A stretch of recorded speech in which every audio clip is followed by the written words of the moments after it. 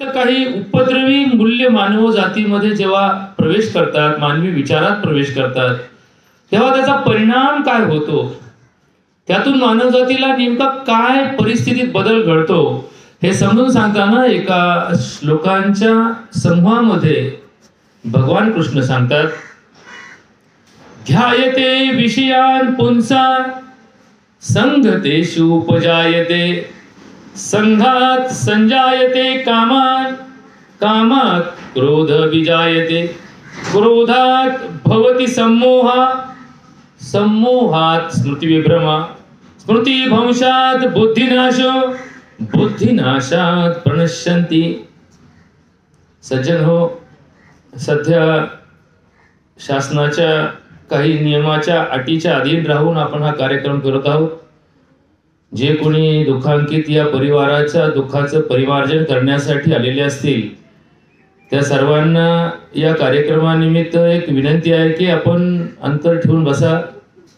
पुरुष असो, स्त्री असो, लहान असो, मोठा असो, इथे फार मोठी पटांगणात जागा आहे। या जागेचा सदुपयोग करा आणि अंतर ठेवून बसा। आपल्या तोंडाला आवरण असणं किंवा आपल्या तोंडावरती एखादा रुमाल, पंचा, स्कार्फ किंवा जर कोणाकडे असेल मास्क तर मास्क, परंतु एकमेकापासून दूर राहण्याचा प्रयत्न करा। आपण एका चांगल्या विचारातून या प्रवचनाला आलेलो आहोत। या दुःख निवारणाच्या कार्यक्रमानिमित्त ठेवलेली ही प्रवचन सेवा आणि म्हणून हा विषय आज भगवद्गीतेचा निवडला। या विषयामध्ये अनेक विषय दडलेले आहेत।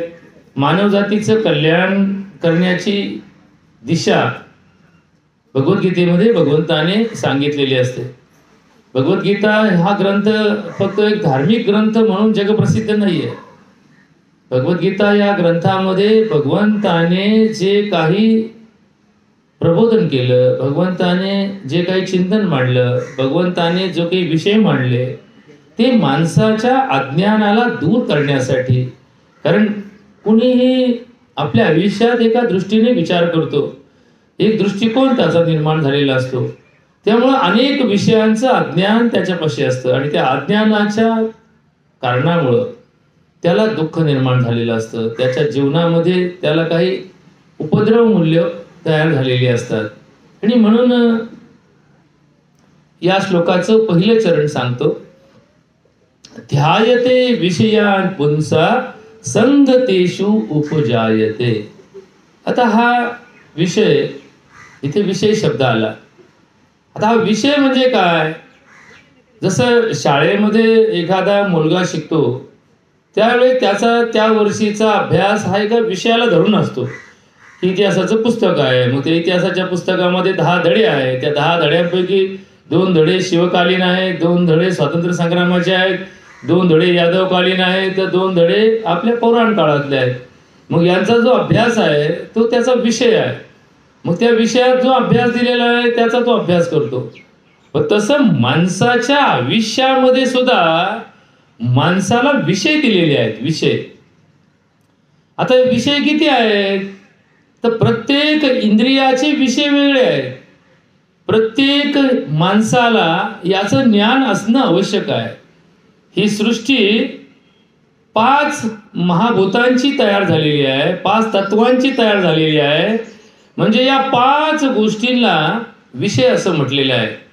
पृथ्वी, आप, तेज, वायू आणि आकाश या 5 महाभूतांची सृष्टी आहे आणि या 5 महाभूतांच्या सृष्टीचा विषय पंचतत्वामध्ये सांगितलेला आहे। शब्द, स्पर्श, रूप, रस आणि गंध या 5 तत्वांचं या देहामध्ये ग्रहण केलं जातं। ग्रहण म्हणजे स्वीकार केला जातो, घेतलं जातं। या 5 तत्वांचा आनंद घेतला जातो, या 5 तत्वांचा स्वीकार केला जातो। म्हणून या 5 तत्वांचा स्वीकार करण्यासाठी, या 5 तत्वांमधील ज्ञान ग्रहण करण्यासाठी माणसाला 5 ज्ञानेंद्रिय दिलेली आहेत। शब्द, स्पर्श, रूप, रस आणि गंध या 5 तत्वांचं, या सृष्टीचं ज्ञान माणसाला या 5 ज्ञानेंद्रियामार्फत होतं। या 5 ज्ञानेंद्रियांचे 5 विषय आहेत आणि म्हणून 5 विषयांच्या बाबतीमध्ये आपण नेहमी या देहाचं चिंतन केलं पाहिजे. या 5 विषयांचं ज्ञान आपल्याला असलं पाहिजे. या श्लोकामध्ये भगवान सांगतात, ध्यायते विषयान पुंसा. ग्रहण किती करावं, घ्यावं किती, याला मर्यादा आहे. प्रत्येक गोष्टीची मर्यादा माणसाला समजून सांगण्याचं काम धर्माने केलं. माणसाला समजतं पण मर्यादा समजत नाही. किती घ्यावं, जसं एखाद्या लहान मुलाला हट्ट करताना हट्ट करणं हा त्याचा स्वभाव आहे, पण त्याला हे हट्ट करण्याच्या वृत्तीचं ज्ञान नसतं की किती हट्ट करावा. त्या हट्टापायी अनेक गोष्टींमध्ये विपर्यास केला जातो. जसं आपण म्हणतो की एखादा माणूस खाऊन खाऊन किती खाईल, खाऊन खाऊन किती खाईल, पोटापेक्षा जास्त खाऊ शकत नाही. त्याचा समजा एखाद्या माणसाला 2 भाकरीची सवय आहे, त्याने एखाद दिवशी जर खाण्याचा प्रयोग केला की बाबा आता इतकं खातो की मला पाहायचं माझी कपॅसिटी, एखादी भाकर जास्त खाईल, अर्धी भाकर जास्त खाईल, त्याच्यानंतर त्याला घासही जाणार नाही, कारण त्याच्या पोटाची क्षमता भरलेली असते. एखाद्या टाकीमध्ये 1000 लिटर पाणी बसतं असेल तर त्याला 1500 पाणी साठवून ठेवता येत नाही, तिला 1000च पाणी बसतं. म्हणजे प्रत्येक गोष्टीच्या मर्यादा आहे. पण या मर्यादेचं जसं भौतिक ज्ञान, भौतिक वस्तू दाखवता येतं, तसं या इंद्रिय आणि इंद्रिया विषयांच्या बाबतीत नाहीये. इंद्रिय आणि इंद्रिय विषय यांच्यामध्ये मर्यादा हा शब्द आयासानेच आणावा लागतो, अनायासपणे येत नाही. आता याचं थोडं चिंतन समजून घ्या. महाराज, एखादी गोष्ट आपल्याला आवडली म्हणून आपण ती पाहत बसलो, देहभान हरपून जातं, आपल्याला ते गोष्टीचा आनंद मिळत राहतो. आपल्याला किती वाजले हे कळत नाही, आपल्याला कसं जायचं हे कळत नाही, आपल्याला याच्यानंतर काय काम आहे कळत नाही. आपण आपलं तल्लीन होऊन जातो त्या विषयामध्ये. काय होतं बघा बरं का, तल्लीन होतो. मग तल्लीन झाल्यानंतर आपल्याला तिथं आधी ठरलेलं असतं की आपण इथे 10 मिनिटं बसायचं. पण ज्यावेळेस तो विषय आपल्या डोळ्यासमोर येतो, आपल्या डोळ्यांना तृप्ती मिळते, आपल्या डोळ्यांना आनंद देता येतो, आपले डोळे प्रसन्न होतात, आपले डोळे त्याच्या जिज्ञासेने किंवा ते आकर्षित केले जातात. त्या आकर्षणामध्ये आपण विसरून जातो वेळ, की 10 मिनिटाचे 20 मिनिटं झाले, 40 मिनिटं झाले, 1 तास झाला, तरी आपण त्या विषयात असतो. का? कारण तो विषय आवडलेला असतो. मग आवडीच्या विषयामध्ये किती अडकून पडावं याचं भान जर राहिलं नाही तर त्याच्यापासून त्या विषयासक्तीचे दुष्परिणाम भोगावे लागतात. विषयासक्ती, आता विषय आणि आसक्ती. आता विषयाची आसक्ती ही प्रत्येक इंद्रियाला आहे. जिभेला वाटतं चांगलं खावं, डोळ्याला वाटतं चांगलं बघावं, कानाला वाटतं चांगलं ऐकावं. आता चांगलं आणि योग्य या 2 शब्दामध्ये सुद्धा फार मोठा बदल आहे बरं का. जी गोष्ट चांगली असते ती योग्य असतेच असं नाही, जी गोष्ट आवडते ती चांगली असतेच असं नाही. बघा बरं का, हा विषय महत्त्वाचा आहे. काही गोष्टी आपल्याला आवडतात, म्हणजे चांगल्या असतात का? नाही, बऱ्याच वेळा नसतात. समजा आपल्याला चहा प्यायची सवय आहे, बघा बरं का, साधं उदाहरण घ्या, चहा प्यायची सवय आहे. आता चहा आपल्याला आवडतो, चहा जर कुठं मिळाला तर आपण आनंदी होतो, वा चहा मिळाला बरं का. पण चहा हे काय? चहा एक हे उत्तेजित करणारं पेय आहे. बघा बरं का, चहा हे साध्या उदाहरणावरून आपण अनेक विषयांचं तर म्हणतात तपिलं ओळखून घ्यावं. चहा हे माणसाला उत्तेजना देणारं पेय आहे. मग त्या देहाला उत्तेजना देण्याची सवय लागली की त्याचा परिणाम त्या देहाच्या परावलंबित्वाकडे होतो. बघा बरं का, या श्लोकाचा प्रथम चरणाचा भाग भगवंत सांगतात, ध्यायते विषयान पुंसा संगतेषु उपजायते. संग आपण म्हणतो संगत. संगत हा शब्द कशातून आला? संगतून आला. सातत्याने ती गोष्ट आपल्या सान्निध्यात आली की तिची संगत होते. आणि ही संगत ह्या संग शब्दापासून निर्माण झालेला शब्द आहे. विषय हा संग आहे. आपल्या विषयाच्या इंद्रियाशी संग जो होतो तो सातत्याने तोच विषय आपल्याला जर प्राप्त झाला तर शेवटी त्याचा संग होतो आणि त्या विषयाचं आकर्षण निर्माण होतो. संगात संजायते कामान. जर एकदा एखाद्याची सवय लागली, समजा आता काय जन्मल्यापासून काय आपण पोरांना चहा पाजित नाही, एक ठराविक वयानंतर आपण चहा पितो. मग त्या लहान मुलांना आपण म्हणतो नाही, लहान पोरांना चहा काय प्यायचा नाही, कारण लहान पोरांना सवय लागेल असं म्हणत म्हणत म्हणत पोरं बालवाडीपर्यंत गेले तरी ते चहा पित नाहीत. मग पुढे आपलं पाहून पाहून आपल्यातला उरलेला पिताना किंवा आपल्यातला थोडा देताना घे घोटभर असं करून करून करून आपण त्याला चहा पाजतो. बरोबर काय? विषय किती सोपा आहे. मग पुढे पुढे त्या मुलाला चहाची सवय आहे. तुम्हाला चहाची सवय आहे का असा प्रश्न विचारला जातो. आपण कुठं चहा घेता का? आता घेता का घेत नाही याच्यामध्ये काय, ही सवय आपण त्याला लावली तर पुढे पुढे त्याला ती गोष्ट अवश्य वाटायला लागते. अवश्य म्हणजे जर समजा ती प्राप्त झाली नाही, तो विषय त्याला मिळाला नाही तर त्याला बोर होतं, त्याला कंटाळा येतो, त्याला झोप लागायला लागते, त्याला आळस येतो. आणि चहा मिळाला की लगेच तो ताजातवाना होतो. आता चहामध्ये काय एवढे सगळे जगाच्या पाठीवरचे सगळे व्हिटॅमिन आणि सगळे ताकद पौष्टिक पदार्थ आहेत असं नाही आहे. पण तरी पण ती सवय त्या शरीराला, त्या मनाला, त्या बुद्धीला, त्या अंतःकरणाला प्रेरित करते. आणि म्हणून काम शब्द म्हणजे इंद्रियाला धरून आहे. आता इंद्रिय, ज्ञानेंद्रिय, कर्मेंद्रिय आणि मन यांना एकादश इंद्रिय असं शास्त्राने सांगितलेलं आहे. या एकादश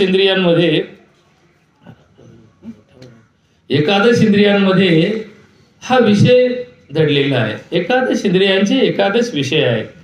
मनाचा विषय आहे. मनामध्ये सुद्धा एक प्रकारचा विचार आहे, त्या विचाराला सुद्धा विषय आहे. विषय धरून मन काम करतं. स्वप्न सुद्धा विषय धरून असतं, विषय सोडून स्वप्न पडत नाही. आणि म्हणून या सगळ्या क्रिया, स्वप्न हा सुद्धा एक प्रकारचा मानवी जीवनातला क्रियात्मक भाग आहे. स्वप्नाचे सुद्धा प्रकार आहेत, स्वप्नाचे खूप प्रकार आहेत. स्वप्नावरून सुद्धा अनेक गोष्टींचा उलगडा होतो. जे स्वप्न पडतात त्या स्वप्नाचा आपल्या वास्तवाशी अनेक वेळा संबंध असतो, अनेक वेळा संबंध येणार असतो. आणि म्हणून त्याचाही चिंतनाचा भाग धर्मामध्ये दिला आहे. आणि म्हणून आजच्या या प्रवचनामध्ये सांगितताना भगवान सांगतात, ध्यायते विषयान पुंसा संगतेषु उपजायते संगात संजायते कामान. संग झाला की हळूहळू त्याची वासना तयार होते, वासना. आणि ती वासना माणसाला बदलवते. संगात संजायते कामान, कामात क्रोधाभिजायते. कामातून काय होतो? राग येतो माणसाला. म्हणजे समजा राग का येतो? राग हा माणसाचा स्वभाव आहे का?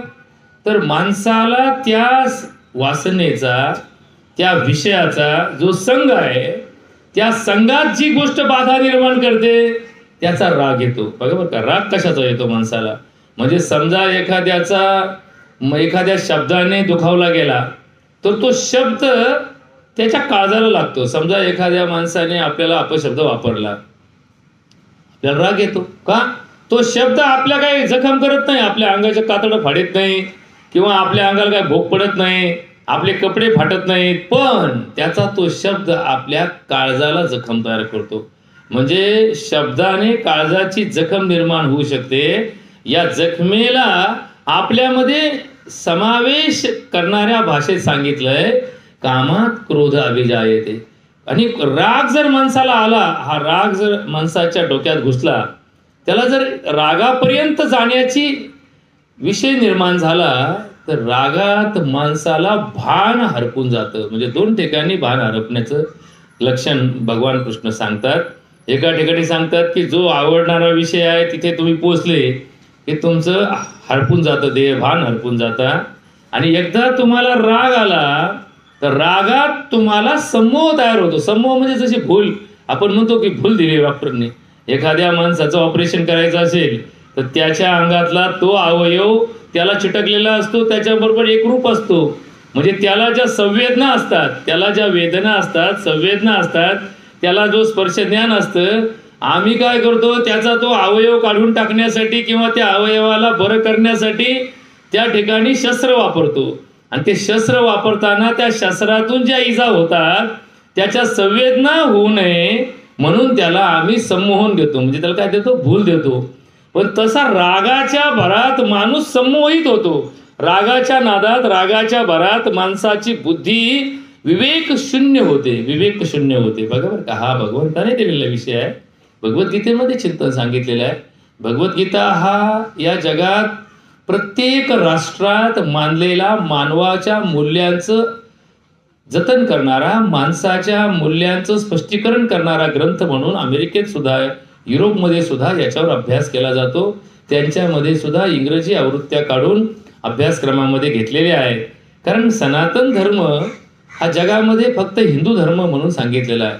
सनातन धर्म म्हणजे काय नीट लक्षात घ्या. सनातन म्हणजे ज्याचा कोणी उत्पादकता, ज्याचा कोणी अध्यक्ष, ज्याचा कोणी स्थापक नाही. बाकीच्या धर्माला संस्थापक आहेत. जसा इस्लाम धर्माचा संस्थापक मुहम्मद पैगंबर आहे, बुद्ध धर्माचे संस्थापक भगवान गौतम बुद्ध आहेत, जैन धर्माचे संस्थापक ज्याप्रमाणे भगवान महावीर आहेत, त्याप्रमाणे हिंदू धर्माचा कोणीही संस्थापक नाही. म्हणजे याने हिंदू धर्म तयार केला असं नाही. हा सनातन धर्म आहे. सनातन म्हणजे काय की हा मानव जन्माच्या आधीपासून माणसाच्या कल्याण सांगणारा धर्म आहे. मग सांगितला कुणी? भगवान परमात्म्याने या सृष्टीला ज्याने निर्माण केलं, या सृष्टीचा जो कोणी करता करविता निर्माता आहे, जो कोणी करता धरता आहे, त्याने या मानव कल्याणासाठी या रचना करून ठेवलेल्या आहेत. म्हणून तर वेद हे मानवीय नाही, अमानवीय सांगितलं. अमानवी म्हणजे माणसाने तयार केलेलं नाहीये. वेद हा एक असा धर्मग्रंथ आहे की ज्याची उत्पत्ती भगवंताने परमात्म्याने केलेली आहे. अशा प्रकारचं चिंतन आपल्या धर्मामध्ये सांगितलेलं आहे आणि ते मान्य आहे, सर्व मान्य आहे. कारण जितकी अद्भुत तत्वज्ञानाची आकलन शक्ती मानवी बुद्धीला नाही, माणसाच्या मर्यादा आहेत, त्या अमर्याद अशा ज्ञानापुढे उघड पडतात. आणि म्हणून या श्लोकामध्ये भगवंत सांगतात की राग आला की माणसं मोहिनी पडते. मग कामात भोवती क्रोधा आणि क्रोधात भोवती सम्मोहा. हा सम्मोह पडलं की सम्मोहामध्ये माणसाचं विवेक शून्यता प्राप्त होते. ध्यायते विषयान पुंसा संगतेषु उपजायते संघात संजायते कामात कामात क्रोधाविजायते क्रोधात भवती सम्मोहा सम्मोहात स्मृती विभ्रवा. बघा बरं, आता हा शेवटचा विषय आहे. आपण या 10व्याला आलेलो आहोत. या जगताप परिवाराचं हे दुःख निवारण करण्यासाठी आपण सर्वजण आलेला आहात. आणि यातलाच हा एक छोटासा प्रवचनाचा भाग. त्या प्रवचनामध्ये जो विषय घेतला तो आपल्या जीवनामध्ये परिवर्तन करावा. जी माणसं जिवंत आहेत, जी माणसं अजून काही काळ या भूतलावर राहणार आहेत, तुम्ही आम्ही, काही महिने, काही वर्ष, काही तप, काही पिढ्या आपल्या पुढे चालणार आहेत. आणि मग त्यांना जर या भगवद्गीतेचं चिंतन समजलं तर त्या चिंतनातून आमचा मानवी विकास, मानवी समन्वय आणि मानव जातीची माणुसकी टिकून राहणार आहे. आणि म्हणून सांगितलं की क्रोधात भवती सम्मोहात सम्मोहात स्मृती विभ्रमा. सम्मोह झाला, एकदा माणसाला भूल चढली, भुलला माणूस, भुलला की त्याचा इतिहास विस्मरित जातो, त्याला विस्मृती होते. सम्मोहात स्मृती विभ्रमा, स्मृती विभ्रम निर्माण होतो. एकदा का त्याच्या स्मृती संपल्या की त्याला आठवत नाही की बा हे चांगलं वाईट, याचं पूर्वीचं ज्ञान, कोण काय कसा, असा माणसामध्ये माणूस, त्याला आपण म्हणतो की हा भानावर नाहीये, भानावर नाही, ताळ्यावर नाहीये. आपण म्हणतो की माणूस आहे पण या माणसाला तात्पुरत्या स्वरूपामध्ये भान हरपलेलं आहे. हा ताळ्यावर नसल्यासारखं आपण म्हणतो, ताळ्यावर नाही. हे शब्द आपल्या जीवनामध्ये, आपल्या आयुष्यात खूप वेळा आपल्या वाट्याला येतात. आपल्या प्रसंगानुरूप आपल्याला याचं महत्त्व कळतं, आपल्याला प्रसंगानुरूप याचं वास्तव माहिती असतं. स्मृती भंशात बुद्धी नाशो. एकदा की स्मृती भ्रमण झाला की थोड्याच क्षणामध्ये, थोड्याच कालामध्ये तत्काळ बुद्धीचा नाश होतो. आणि बुद्धी हीच माणसाच्या मानवी जीवनाचा आविष्कार आहे. बुद्धी, या बुद्धीलाच माणूस असं म्हटलं जातं. हातापायाला माणूस म्हटलं जात नाही. हात आहे, पाय आहे म्हणून माणूस आहे असं नाही. कित्येक माणसांना हात नाहीत, पाय नाहीत, तरी ती माणसं आहेत. बुद्धी अंतःकरणामध्ये सर्वात महत्वाचा चतुष्टयापैकी विषय मन, बुद्धी, चित्त आणि अहंकार. या चतुष्टयापैकी बुद्धी हा महत्वाचा विषय आहे. आणि बुद्धी अवतिष्ठता ही माणसाच्या आयुष्यामधली माणुसकी जपणारी, माणसाला माणूस म्हणून समजून घेणारी विषय आहेत. माणसा जनावरात फरक काय? माणसाची बुद्धी ही इतर जनावरांच्या कैक पटीत मोठी आहे. कैक, इतर जनावरांची बुद्धी कमी पडते. किती माणूस आयुष्यामध्ये प्रगत झाला तर त्याची बुद्धी माणसाला प्रगत करते. बघा, इतर प्राण्यांमध्ये संशोधन नाही, इतर प्राण्यांमध्ये प्रगती नाही, इतर प्राण्यांमध्ये बुद्धीचा अभाव आपल्याला जाणवतो. मी समजा सिंहासारखा, वाघासारखा चपळ प्राणी, हिंस्र प्राणी, ज्याला राजा असं, जंगलचा राजा असं म्हणतात, त्याला वश करण्याची, त्याला ताब्यात ठेवण्याची, त्याला पिंजऱ्यात अडकवण्याची बुद्धी माणसाकडे आली. बलाढ्य हत्तीसारखा प्राणी, अंकुश त्याच्यावर ठेवण्याची बुद्धी माणसाने निर्माण केली. आणि म्हणून माणसाच्या बुद्धीला जगात इतर प्राण्यांमध्ये तोड नाही. पण ह्या बुद्धीचा नाश होतो. कशामुळे होतो? स्मृतिभ्रंशामुळे होतो. स्मृतिभ्रंश कशामुळे होतो? तर या वासनेमुळे होतो, या कामामुळे होतो, या रागामुळे होतो. आणि राग काय येतो? तर विषयाला आसक्त झालेल्या माणसाला या सगळ्या प्रक्रियेला भोगावं लागतं, सामोरं जावं लागतं.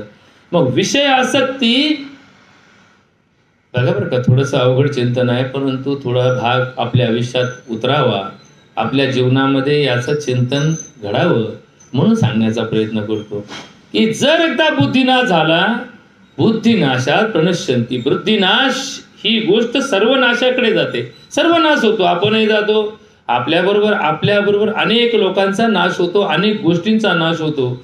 आणि म्हणून या जसं की एक आपण पाहतो की एखादा अतिरेकी असतो आणि तो अतिरेकी मानवी बॉम्ब म्हणून काम करतो. मानवी बॉम्ब म्हणजे काय? त्याच्या अंगावरती बॉम्ब लावलेले असतात आणि तो गर्दीच्या ठिकाणी जाऊन बॉम्बस्फोट होतो. मग तो माणूस की ज्याने मानवी बॉम्ब म्हणून काम केलं, तो त्या हजारो लोकांना मारल्यानंतर वाचतो का? नाही. त्याला माहिती असतं की हजारो मरतील, नाही ते नाही मरणार, पण मी 100% मारणार आहे हे त्याला माहीत असतं, तरी तो त्या कामात तयार होतो. याच्यापेक्षा बुद्धिनाश जगात कोणता असला पाहिजे बघा.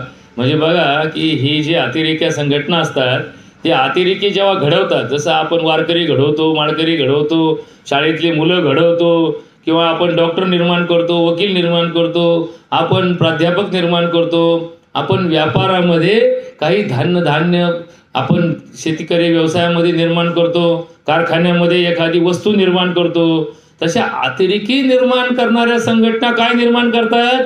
बुद्धिनाश निर्माण करतात. बुद्धीचा नाश होतो की बाबा मला काय फरक पडतो, मी मेलो तो मेलो, परंतु मी हजारांना घेऊन मरील. अशा प्रकारची बुद्धी जेव्हा निर्माण होते त्यावेळेस त्याचा हा इतिहास, त्याचं ज्ञान संपतं, त्याची बुद्धी भ्रष्ट होते आणि मग तो प्रणश्यंती, सर्वनाशाचा कारण ठरतो. त्या सर्वनाशामध्ये आत्मनाश पण त्याला येतो. बघा, याच्यावरती एक दृष्टांत म्हणून सांगण्याची थोडीशी गरज आहे. 5 मिनिटात कावळा शिवल, आपण काकस्पर्शाची वाट पाहत आहोत. होईल थोडासा विलंब, त्या दृष्टीने प्रवचनाच्या सेवेला सुद्धा तेवढा आपल्याला कालावधी भगवंताच्या कृपेने मिळणार आहे. आणि म्हणून एक उदाहरण सांगतो की आपल्याला माहिती आहे की रेशीम बनवणारे किडे असतात, रेशीम तयार करणारे किडे असतात. या रेशीम तयार करणाऱ्या किड्यांमध्ये एवढी ताकद असते की ते खाल्लेल्या प्रत्येक गोष्टीचं रेशीम धागा तयार करण्याचं त्यांच्याकडे स्रावला जातो. आणि तो कुठून जातो माहिती का? त्यांच्या तोंडातून ती लाळ बाहेर येत असते आणि ती सतत एक धागा तयार करत असते. त्याचा धागा तयार होतो आणि तो धागा ते आपल्या स्वतः भोवती गुंडाळतात. मग त्याचा ते काय करतात? कोश तयार करतात, कोश. पण हा कोश तयार करणाऱ्या किड्याला या कोशातच एक दिवस मरावं लागतं, कारण तो धागा तयार करता शेवटी त्याच्याच तोंडाने, त्याच्याच तोंडावरती तो आवरण निर्माण करतो आणि मग शेवटी त्याला श्वास अभाव निर्माण होतो, प्राणवायूचा अभाव निर्माण होतो. आणि प्राणवायू हा या जगातला प्राण आहे की जो जर सजीवांना, प्राण्यांना, माणसाला मिळाला नाही तर माणूस मरतो. जसं की आपण आता कोरोनामध्ये पाहतो की सगळं मिळतं माणसाला, पण फक्त प्राणवायू अभावामुळे माणसं मरतात.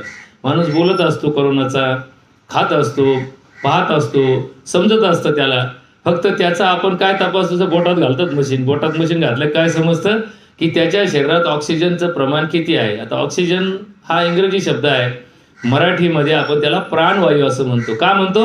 कारण आपल्या शरीरामधल्या प्राणाचं अस्तित्व त्या प्राणवायूवर अवलंबून आहे.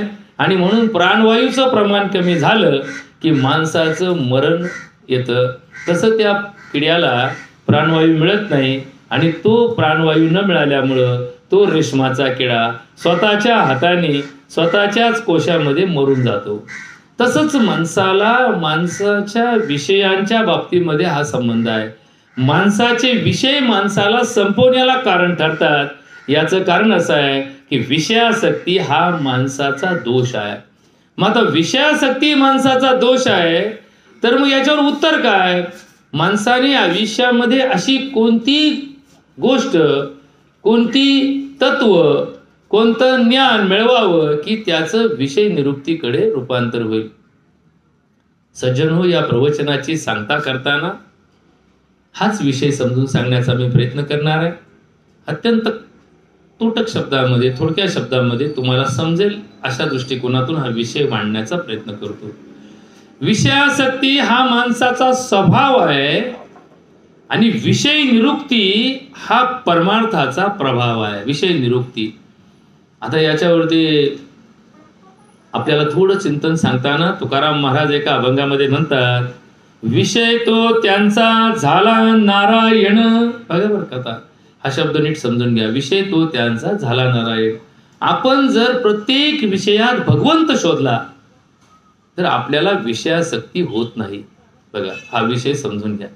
म्हणजे आपण जेवायला बसलो तर जेवायला बसल्यानंतर अन्नात अडकून पडू नका की हे कालवण खारट आहे, याच्यात तिखट जास्त आहे, याला भात कच्चा आहे, याचा भात लागलेला आहे, याचा भात पिवळा आहे, याचा रंग काळा आहे.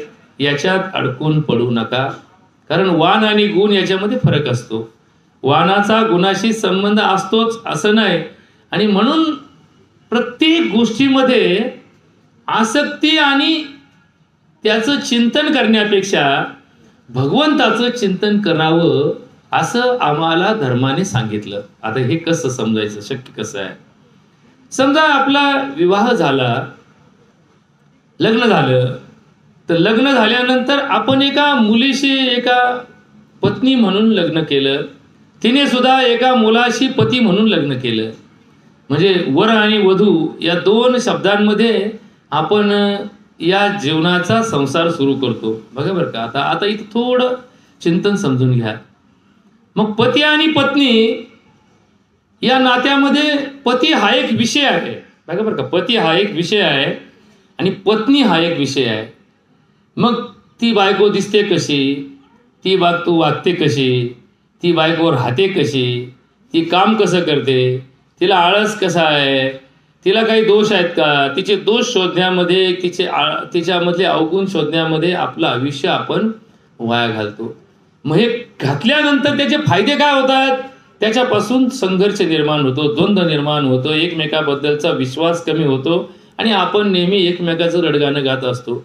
नवरा बायकोला नावं ठेवतो, बायको नवऱ्याला नावं ठेवते आणि हे जग जाहीर करतो. मग जग हा विषय कुठे गेलं की हा विषय काढतात, त्याची बायको म्हणत होती तसं आहे, तिचा नवरा म्हणत होता ती अशी आहे. मग हा विषय आमच्यापाशी तयार होतो आणि या विषयापासून आमच्या आयुष्यात दुःख निर्माण होतं, संशय निर्माण होतो, कलह निर्माण होतो, संघर्ष निर्माण होतो, वाद निर्माण होतो, विकोपाला जातो, घटस्फोट होतात. मग हे सगळ्या गोष्टी घडत राहतात. आता हे टाळायचं असेल तर थोडासा मागच्या 10-5 पिढ्याचा अभ्यास करा. मागच्या 10-5 पिढ्यामध्ये वधू परीक्षा आणि वर परीक्षा ही नवरा नवरी करत नव्हते.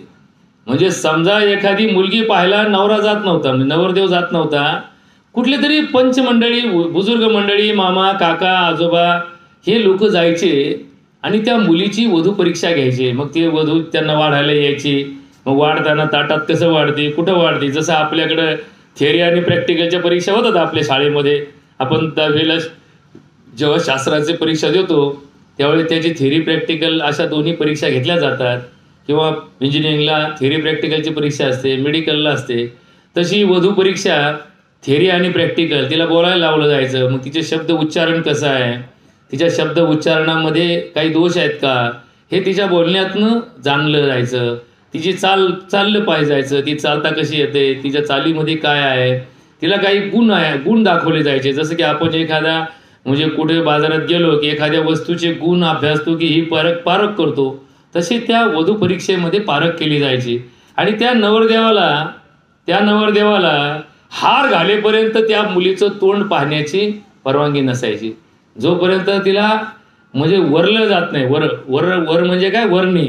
आणि ज्या वेळेस तो अंतरपाठ काढला जायचा आणि त्यांनी हार घालण्याची वेळ यायची, त्यावेळेस त्या मुलीचं तोंड त्याला दिसायचं आणि त्या मुलाचं तोंड त्या मुलीला दिसायचं. तोपर्यंत ना फोटो पाहिला जायचा, ना तोपर्यंत प्रत्यक्ष वधू पाहिली जायची, तोपर्यंत प्रत्यक्ष भेट कधी झालेली नसायची. बघा, ही सगळ्यात महत्त्वाची गोष्ट आहे.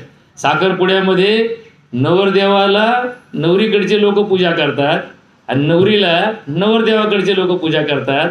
यावेळेस मुला मुलीचं तोंड कधी पाहिलं जात नसायचं. तर नीट ऐकून घ्या, धर्म काय सांगतो तुम्हाला. मग ज्यावेळेस लग्न होतं त्यावेळेस धर्म काय करतो, धर्म सांगतो की ही लक्ष्मी तुमच्या घरात आली. त्या बाईचं नाव काय असू द्या, ती बाईचं नाव अजून काय 10 नावं 1000 नावं लाख नावातलं एक असू द्या, पण तुमच्या घरामध्ये त्या बाईच्या नावाने पूजन केलं जात नाही. आमच्या मुलाचं लग्न झालं, आमच्या घरात काय आहे, लक्ष्मी पूजन आहे. कोणतं पूजन आहे, लक्ष्मी पूजन आहे. आमच्या घरात कोण आली, आमच्या नावाची बाई आली का, नाही, लक्ष्मी आली. बघा बरं का, लक्ष्मी आली. आणि मग कुणाच्या घरात आली, नारायणाच्या घरात आली. नारायण, लक्ष्मी नारायण. आता त्या मुलीचं लग्नपत्रिकेत नाव लक्ष्मी नसतं आणि त्याचंही नाव नारायण नसतं, परंतु या संसाराचा गाडा चालवायचा असेल तर तिला लक्ष्मी म्हणूनच स्वीकारलं पाहिजे आणि त्याला नारायण म्हणून स्वीकारलं पाहिजे. त्यामध्ये काय असतं, विषय तो त्यांचा झाला नारायण. त्याने काय होतं की हे सगळं भगवंताच्यामुळे चाललंय. म्हणजे माझा संसार भगवंताच्याच प्रेरणेने, त्याच्याच कृपेने, त्याच्याच आशीर्वादाने चालू आहे. आणि मग प्रत्येक गोष्ट भगवंतासाठी. स्वयंपाक करायला बसलं, देवाचा स्वयंपाक करायचा. म्हणजे आपण म्हणतो की काही घरामध्ये अजूनही जेवायला बसायच्या आधी देवाला निवद दाखवते. मग स्वयंपाक कोणासाठी केला, देवासाठी केला. आणि मग तो प्रसाद आपण खातो. प्रसाद नावाने जेव्हा ती गोष्ट मिळते त्यावेळेस ती बुद्धी स्थिर होते. बघा, भगवद्गीतेमध्ये प्रसादाचं चिंतन सांगितलेलं आहे. प्रसाद कशाला म्हणा, आपण म्हणतो आमच्याकडे महाप्रसाद आहे, दहाव्याला आपण म्हणतो की दहाव्याच्या विधीनिमित्त प्रसादाची सोय केलेली आहे. प्रसाद किती महत्वाचा असतो. प्रसाद कशाला म्हणतात, प्रासादिक रूप कशाला म्हणतात, प्रसादे सर्व दुःखानां हानी यस्य उपजायते आणि प्रसन्न चेतसा आयु बुद्धिरेव अवतिष्ठते. हे बघा, या श्लोकामध्ये तुम्हाला थोडं प्रसादाचं महत्व आहे.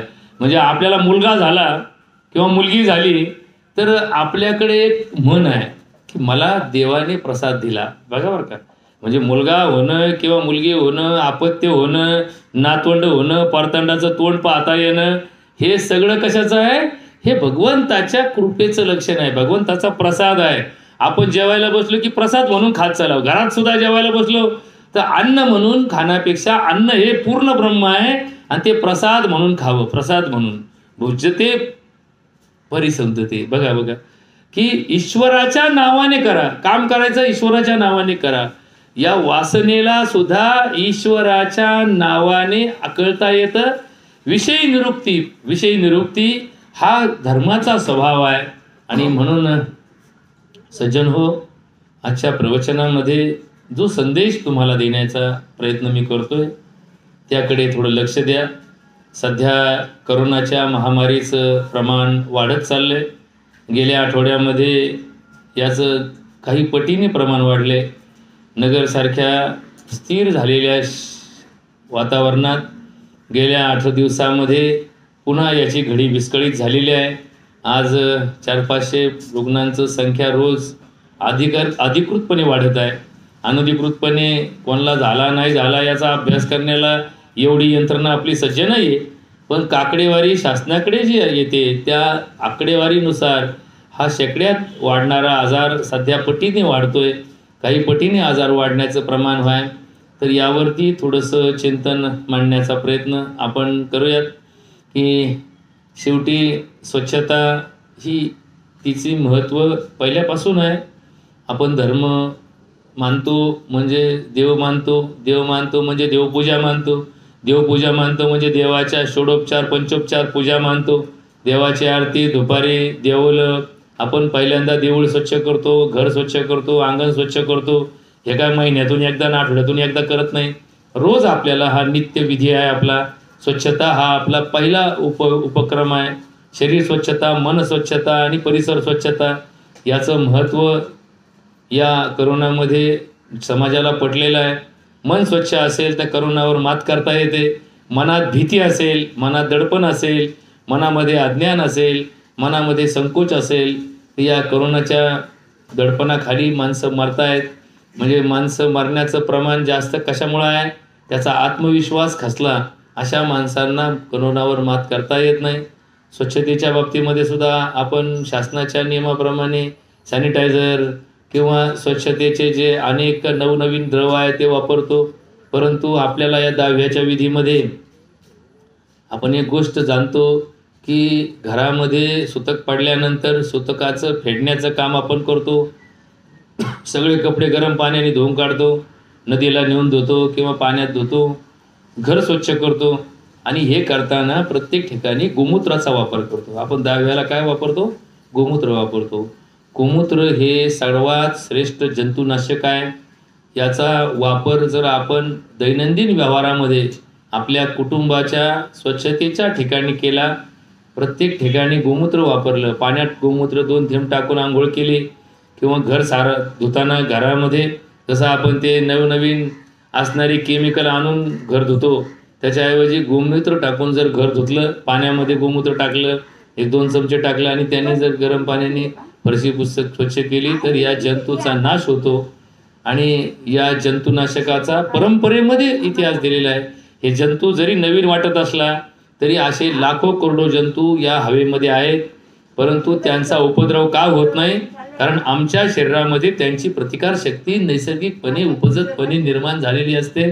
म्हणून तर उन्हाळा पावसाळा खाणाऱ्या माणसाला आयुष्यामध्ये एका अवस्थेमध्ये आपण म्हणतो की मी काय असा आपोआप म्हातारा झालो नाही, मी उन्हाळे पावसाळे खाल्लेले आहेत. म्हणजे या माणसाला याचं प्रशिक्षण झालेलं असतं. दुर्दैवाने आपण आज एका अशा संकटात सापडलेलो आहे की या विषाणूचं मानवी जीवनाला प्रशिक्षण नाही, मानवी शरीराला प्रशिक्षण नाही. त्यामुळे याचा जो आघात आहे, याचा जो अटॅक आहे, यांनी जे संसर्ग आहे यावरती प्रतिकार करणारी शक्ती माणसाच्या पेशींमध्ये नाही. आणि म्हणून याचं आज जगाला फार मोठं कोडं पडलेलं आहे. परंतु या हिंदू धर्म आणि संस्कृतीमध्ये ही सगळी कोडी उलगडलेली आहे. आणि म्हणून जर तुम्हाला या करोनापासून सुरक्षित राहायचं असेल तर एकच करा. तुकाराम महाराज म्हणतात, धर्माचे पालन करणे पाखंड खंडन, हेच आम्हा करणे काम बीजे वाढावं या नाम. भगवंतावर भरोसा ठेवा, नियमाचं पालन करा. आणि जो श्लोक आपण आज निरूपणासाठी घेतलाय त्याचं अत्यंत थोड्या शब्दामध्ये जर स्पष्टीकरण करायचं ठरलं, जो श्लोक समूह घेतला आपण त्या श्लोकामध्ये भगवान कृष्ण सांगतात, ध्यायते विषयान पुंसा संगतेषु उपजायते, संघात संजायते कामान, कामात क्रोध अभिजायते, क्रोधात भवति सम्मोहा, सम्मोहात स्मृती विभ्रमा, स्मृती भंशात बुद्धिनाशो, बुद्धिनाशात प्रणश्यंती. सर्वनाश करण्याला आपण जेव्हा कारण ठरतो, आपण आत्मनाश करतो, सर्वनाश करतो. या सगळ्या प्रक्रिया का घडतात? या विषयाच्या संघापासून घडतात. म्हणून विषय संघ टाळायचा असेल तर सगळ्या विषयामध्ये भगवंत घेणे गरजेचं आहे. आणि म्हणून भगवत भक्ती करताना या धर्मामध्ये भगवंताच्या चिंतनाला महत्त्व दिलेलं आहे, नामस्मरणाला महत्त्व दिलेलं आहे, भगवंताच्या पूजेला महत्त्व दिलेलं आहे. आता सध्या सणावाराचे दिवस चालू आहेत, अनेक देवांच्या यात्रा चालू आहेत, अनेक ठिकाणी उत्सव चालू आहेत, अनेक मोठमोठे सण आता आपल्यापाशी असतात. आत्ताच महाशिवरात्रीचं पर्व झालं. भगवान शंकराची आपण उपासना केली, त्याच्या नावाने उपवास धरला, त्याची पूजा केली, त्याला अभिषेक केला, त्याच्या नावाने रुद्र केला, त्याच्या नावाने ग्रंथ वाचन केलं, त्याच्या नावाने पारायण केलं, शिवलीलामृत वाचलं, कोणी भगवंताचं नामस्मरण केलं, कोणी ओम नमः शिवायचं उच्चारण केलं. हे सगळं का केलं जातं? तर या विषयामध्ये आपला स्वार्थ चिटकलू नये, स्वार्थ चिटकू नये म्हणून हा परमार्थ आपल्याला चिटकला पाहिजे. परमार्थ चिटकल्यामुळे आपला स्वार्थ मांदा पडतो, खाली पडतो, वसव्याला पडतो. आणि मग माणसाचं सुख, समाधान, आनंद या गोष्टींची वृद्धी होते. आणि म्हणून हे सणवार जे आहेत याचं महत्त्व हे कायमच राहिलेलं आहे, पिढ्यानपिढ्या चालू आहे. जशी की आता होळी आली, होळीमध्ये आपण म्हणतो होळीत हिव जळालं, म्हणजे हिवाळा संपून उन्हाळा लागला याची चाहूल आपल्याला ज्यावेळेस होते त्यावेळेस सगळ्यात शेवटी शेकोटी पेटवायचं तिथून पुढे काय होळी केली जात नाही का? कारण तिथून पुढे उष्णताच एवढी असते की त्यामुळे आपल्याला उष्णतेची स्वतंत्र ऊर्जा निर्माण करण्याची गरज नाही. म्हणून सगळ्यात शेवटची शेकोटी म्हणून होळी केली जाते आणि त्या होळीमध्ये आपण आहुती देतो. त्या आहुतीमध्ये वाईट गोष्टींचा नाश व्हावा. कारण त्यानंतर येणाऱ्या नवीन वर्षाच्या सणाला, पाडव्याला नवीन वर्ष लागतं. हिंदू धर्माप्रमाणे नवीन वर्षाची सुरुवात चैत्री पाडव्याला असते.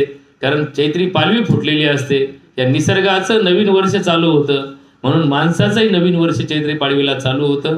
वर्षातल्या 12 महिन्यातले हजार हे जे सण आहेत, शेकडो सण आहेत, या तिथ्या याप्रमाणे निर्माण होणारे नैसर्गिक बदल हे माणसाच्या कल्याणासाठी दिलेले असतात. प्रत्येक सणाला असणारा आहार, प्रत्येक सणाला असणारं अन्न, प्रत्येक सणाला दिलेला उपवास यामध्ये सुद्धा एक माणसाची आरोग्य राखण्याची क्षमता आहे. आणि म्हणून परमार्थ करणं हे एकमेव उत्तर जगामध्ये आहे. औषधोपचार करणं, निदान करणं, एक्सरे करणं या सगळ्या गोष्टी दुय्यम आहेत. माणसाचं मन भक्कम असेल तर महारोगाला सुद्धा माणूस त्याचं निराकरण करू शकतो. पण माणसाचं मन जर एकदा कमजोर झालं तर छोटे छोटे रोग सुद्धा त्याचा जीव घेऊ शकतात. अशाच प्रकारे शारीरिक आणि मानसिक या दोन्ही स्तरावरती बघा, हा थोडा विषय आहे. माझे संयोजकांना विनंती आहे की कावळ्याच्या बाबतीमध्ये थोडंसं जर चिंतन आपण केलं, नाही समजा आपल्याला काकस्पर्श होऊ लागला तर गोस्पर्श हा एक त्याच्यावरचा उत्तम पर्याय. किंवा जे पुरोहित, जे ब्राह्मण जे आजच्या पूजेला आले असतील त्यांना विनंती करतो की दर्भपूजा, दर्भाचा कावळा हा सुद्धा आपल्याकडे या बाबतीमध्ये धर्मसिद्ध सांगितलेला आहे. त्यामुळं हा विषय आपण थोडासा वेळेच्या बंधनामध्ये प्रयत्न करूयात. आणि म्हणून सांगण्याचा प्रयत्न करतो की लहानपणापासून आपल्याला पुढच्या पिढीला जर सुखी, समाधानी, निरोगी पाहायचं असेल, तंटामुक्त पाहायचं असेल, तणावमुक्त पाहायचं असेल, दबावमुक्त पाहायचं असेल. बघा आता ही पिढी तर दबावात चाललीच आहे, तणावात चाललीच आहे, रागात चाललीच आहे. या पिढीचा तर हा विषय आता प्रॅक्टिकल झाला. म्हणजे आता ह्या पिढीला हे राग, द्वेष, मत्सर या सगळ्या गोष्टी आता अंगवळणी पडलेल्या आहेत.